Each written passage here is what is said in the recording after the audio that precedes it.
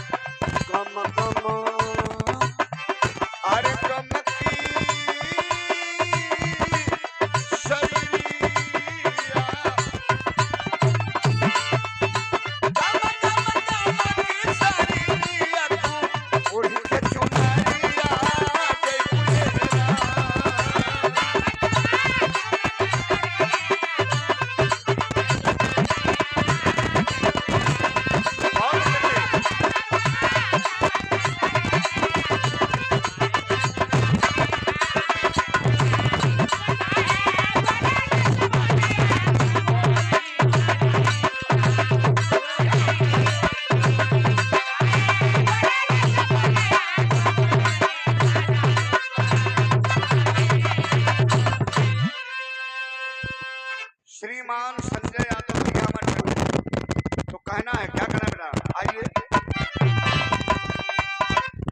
अरे सिखलू ना गुण नहीं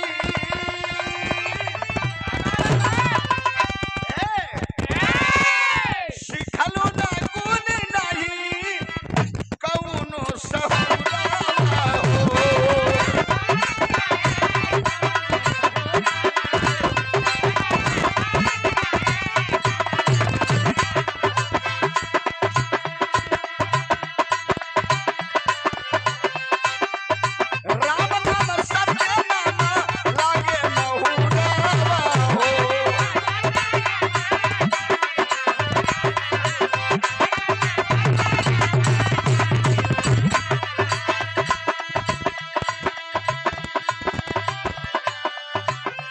अच्छा, राम का नाम सत्य तब हो जब दुनिया छोड़ के आदमी चलेला। इससे पहले राम का नाम सत्य नहीं है। कोई के घरे बेटा जन्म गल, छठी बरई होत बा, छठिहार होत बा, बरई होत बा, मंगल सोहर गीत गवात बा, वही में पहुंचा कदा करे बा भाई बा, बड़ा सुंदर बेटा जन्मल है, राम नाम सत्य है। तबले राइफल चल जाई मरा सरवा इतना दिन के बाद बेटवा भइल हमरे तो या के राम नाम सत्य कहत हो, असगुन बोलत था तो जन्मत की असगुन हो। आज जब दुनिया में कुछ ना रह जना बाबू, सब लोग कहत चलल कि राम नाम सत्य है, राम नाम सत्य है।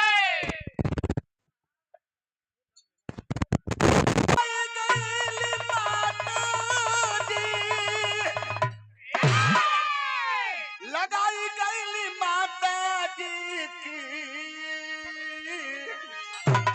ए भैया ये बगिया लगाई गईली माता जी, अब फूलवा में फूसबू बिछाई गईली बगिया लगाई गईली माता जी।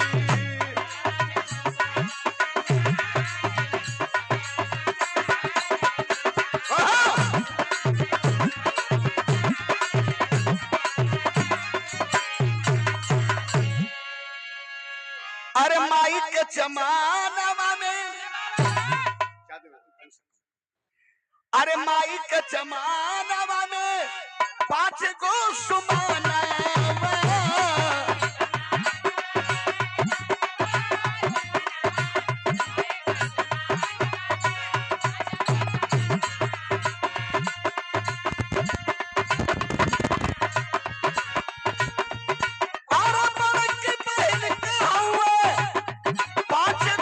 बिरनावा की बगिया लगाई गली माता जी बगिया लगाई गली माता जी बचवन के टुअरा बनाई गली बगिया लगाई गली माता जी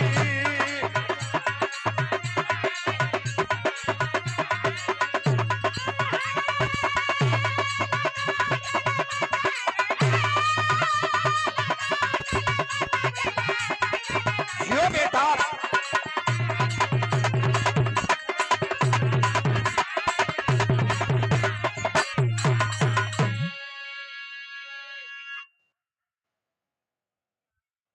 एक बहन कहूँ 5 गो बिरनमा बगिया लगा गिरी माता जी बचवन के टुगरा बना गिरी हाय हाय हाय माई के देह से 5 गो भैया एगो बहिनी तो माई का नाती पोता धी दमाद नाती पनाती सनाती कई पीढ़ी देख के माई दुनिया से चल बसने हो भैया लेकिन कहना एक लाइन और माई की श्रद्धांजलि परिवार के लोग जरूर सुनेंगे क्या कहना मास्टर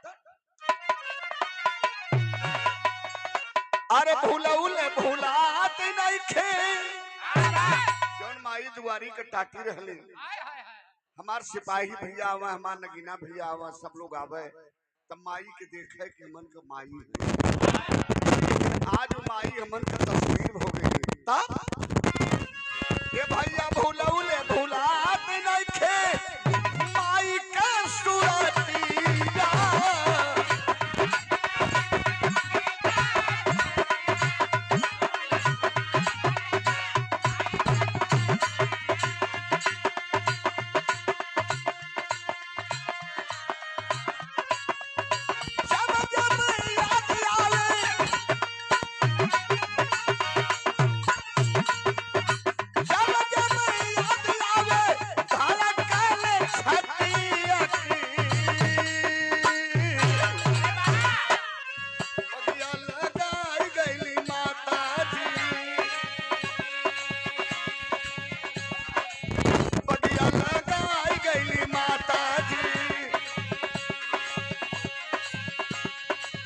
बचवन के टुआरा बनाई गई बगिया लगाई गई माता जी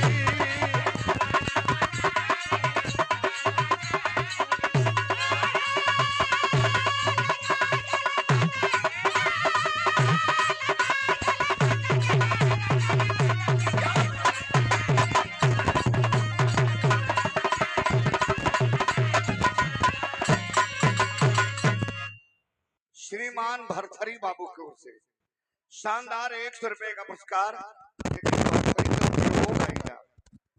खुद आज भरथरी मिली ना भरथरी हो गई आज भरथरी भी मिली ना नौबतपुर में धन्यवाद राजा भरथरी इस जमाने में कीमत हो हर जोता तलन नानक राम अब बाबू साहब गैलन गांव में घूमे तो कोई के घरे कथा बता होता है मालूम उनके खाए में का मिलल 4 गो पूरी मिलल तन से हलवा मिलल तो सोचल के हरा इले है दूठे पुड़िया खा के पानी पी ले दूठे पुड़िया तन से हलवा ले ले हरा हवा के दे दे ए भैया लेके पूरी हलवा गईला हरवाए के हां कहला का नानक राम कहला कि हां सरकार हां बाबू साहब बतावा अच्छा जे बाबू साहब बुरा मत माने ये हम सच्चाई बात बताओ थे ता पहले जमाना इस रहल कला देखा हो आए लली हां हैला तो पूरी खाला तन से हलवा खा के पानी पीला अब फिर भोजन आई तो 2:30 बजे आई तो खिया पिया तो देखला तो पूरी तन से हलवा तो कला रे मालिक दिन भर हर कला रे थोड़ा मन क्या उसकी मिठाई बजाओ और सब का तुम इसके थोड़ाई पे मत जाओ इसके मिठाई पे जाओ कलन ठीक बा गरीब आदमी कहीं का सकन अच्छा दूठे पूरी खा के तरह से हलवा खा के पानी पीला बहुत लंबा चौड़ा टपरा रहल कियारी रहल और वही में हराई फान देला पूरा लंबा अब पूरा लंबा हराई फान के एक कूड़ में से जाए लगला हरवा एक कुड़वा में हाथ वो कूड़ काटा ना 2:30-3 बजे के लगभग जब बाबू साहब अइलन खाना लेके पानी लेके तो हर तो एक कुड़ी में से जात रहल आ जब देखला तो कहले ए नानकराम कहला हाँ सरकार कहला मदवा तो दिन भर से हर दिन तो खराई में फूले हुआ कई बिगहा का छुआए जाए राजा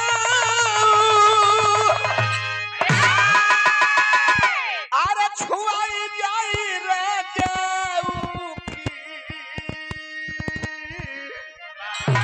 यह कगरी छुआई जाई राजा असैया हो धारा मावा नसाई जाई कगरी छुआई जाई राजा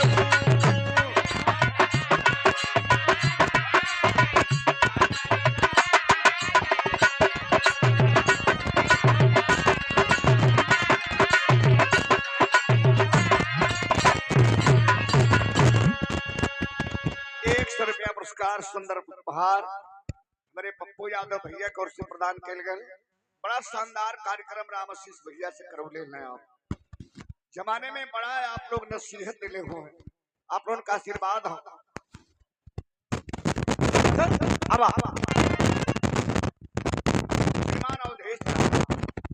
शानदार 50 रुपए का आशीर्वाद चरण में आपके राम सकल पंखना बाकी सिद्धा आओ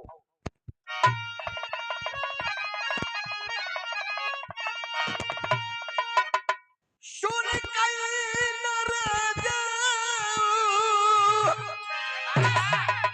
अरे सुन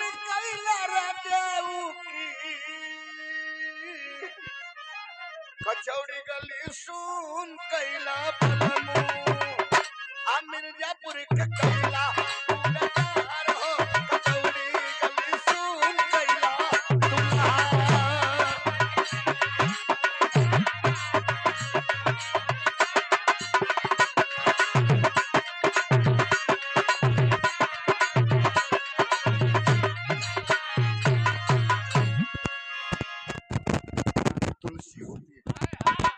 बहुत बहुत धन्यवाद कुसुम बाबू के सकल बन के प्रणाम बा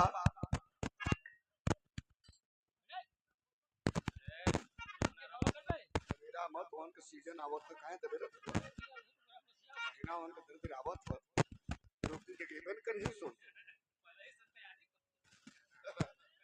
रियाज पानी करत हो सो करेदा ई बुल्लू गुरगांव में लेकिन माई के लिए बार आय हाय हाय 5 गो भैया एगो बेटी एगो बहिनी 5 भाई में एगो बहिनी क्या कहना बेटा आओ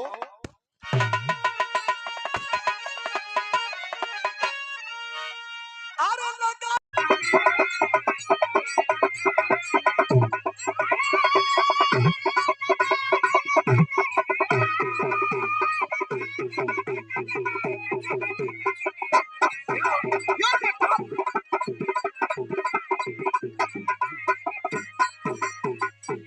रह गए सोने चांदी पड़े के पड़े रह गए साथ में ना किसी की अंधेला जुड़ा हंस जब जब उड़ा तब अकेला उड़ा दुनिया का दस्तूर है बाबूजी न कुछ लेकर आए हैं न कुछ लेकर जाएंगे मुट्ठी बांधे आए हाथ पसारे जाएंगे जाइए अगर साथ में तो 2 चीज जाइए नेकी और बदी का होला बढ़िया कर्म कैले रहा बढ़िया नाम हुई खराब कर्म कैले रहा खराब नाम हुई भैया जैसे में देखा नाम राम का भी रहा नाम रावण का भी रहा त्रेता युग में राम का नाम सुनाम और रावण का नाम बीत गया त्रेता युग जब द्वापर युग आया तो नाम कृष्ण का भी रहा नाम कंस का भी रहा कृष्ण का नाम सुनाम और कंस का नाम बीत गया द्वापर युग जब घोर कली काल का पहरा चल रहा है इस युग में भी 2 नाम है कौन कौन सदगुरु भगवान स्वामी परमहंस अड़गड़ानंद महाराज विश्व गुरु स्वामी जी का नाम सुनाम और कुनाम में आसाराम बाबू नारायण साईं राम रहीम राधे माँ फलिहारी बाबा वही कुल मठ में कुछ दिन तक ही हो रहा वही मठ में इनका बाबू भी रहना चुप रहा आना होगा बेटी नहीं बचाएंगे तो बहू कहाँ से लाएंगे यही तो दस्तूर है दुनिया का बेटी नहीं बचाएंगे तो बहू कहां से लाएंगे। ये बेटी है, ये पापा के आंगन की तुलसी है निश्चित रूप से। तो आखिरी में कहना है, क्या कहना बेटा, आओ तो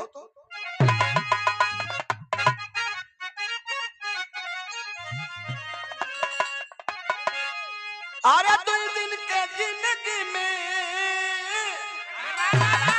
ए भैया 2 दिन के जिंदगी में वही प्रभु के बसाला ही है।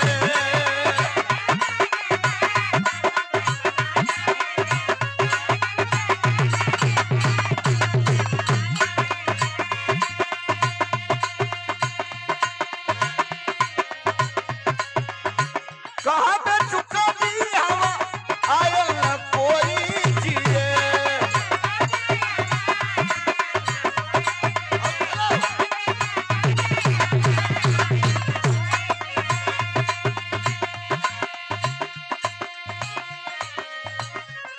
राम जन्म अरे बढ़ जाई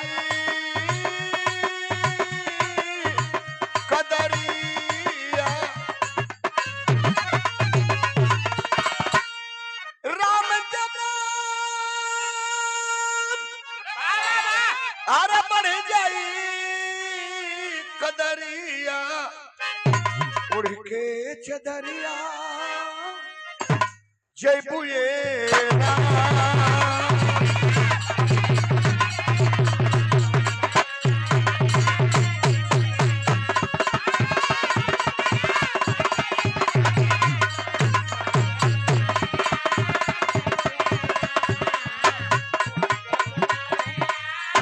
जय बुए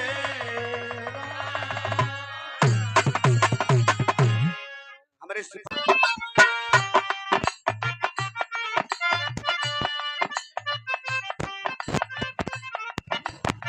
यह दलल का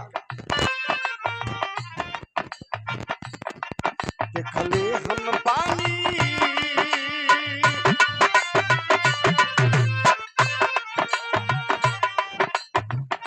मने मने भोलेनाथ तो शिवलिंग में से सोचत हुई का देखले हो जन हमसे कहो दिखाओ कर दिल है कि मानता नहीं, प्यार है कि झुकता नहीं। वो लड़का सोचत का देखले हम पानी एक रूप करानी।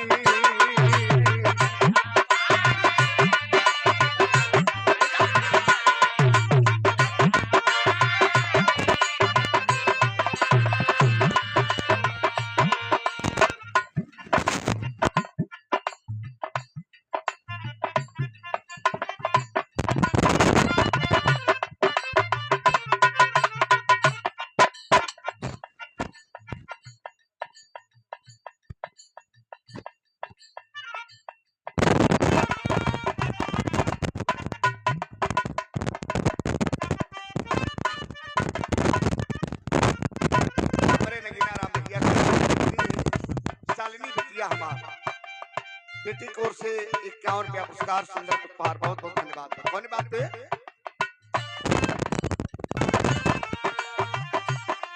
देखले हम पानी एक रूप करानी।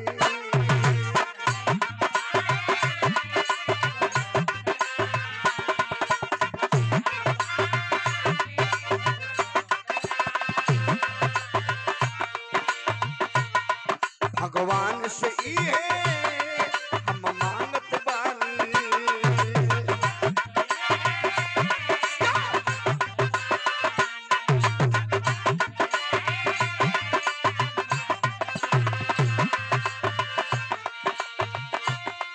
देखले हम पानी एक रूप करानी। भगवान से ही है हम मानत बानी। लड़की को आइल दिया बगल सिमान से।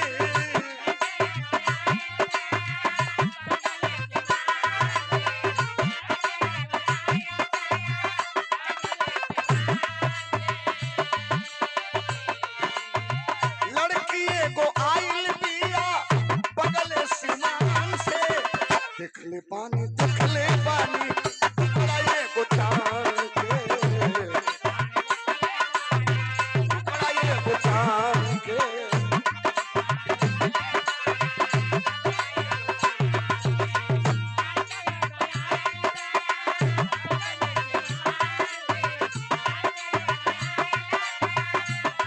शिवान से दिखले पानी टुकड़ा एगो कमाल के।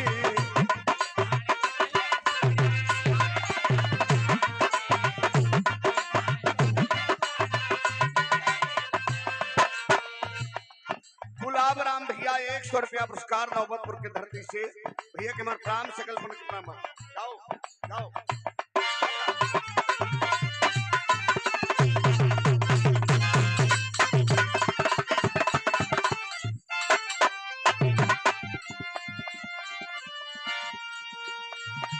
वाह वाह।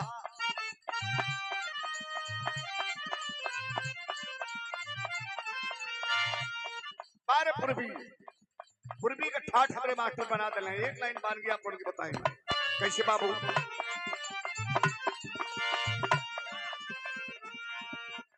अरे नदिया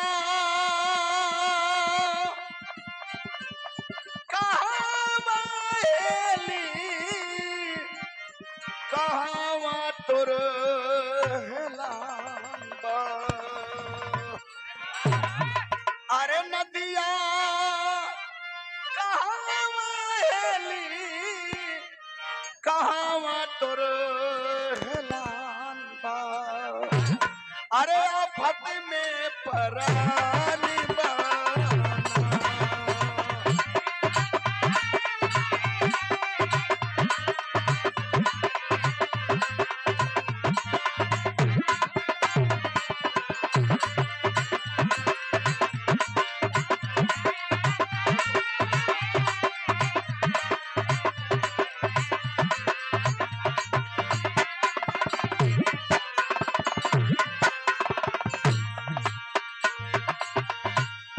विरह के महासम्राट ओम प्रकाश दीवाना जी के परम शिष्य और हमारा बड़ा हृदय प्रिय लड़का विरह जगत में जिनके एक अलग पहचान है शिव चरण दीवाना जी के भगना है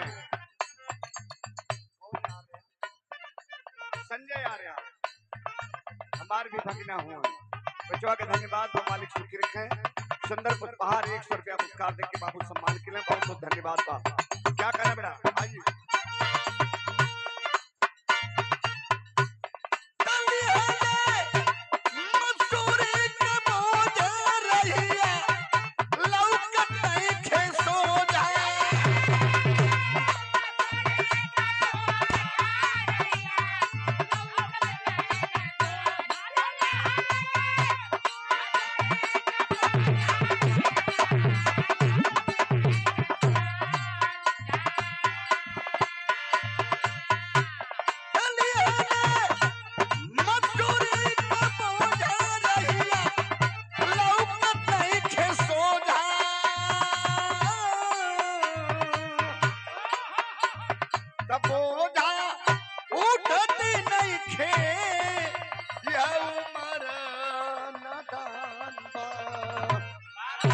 अरे बोझा उठते नहीं खे ये उम्र नदान बा। अरे आफत में परान बा।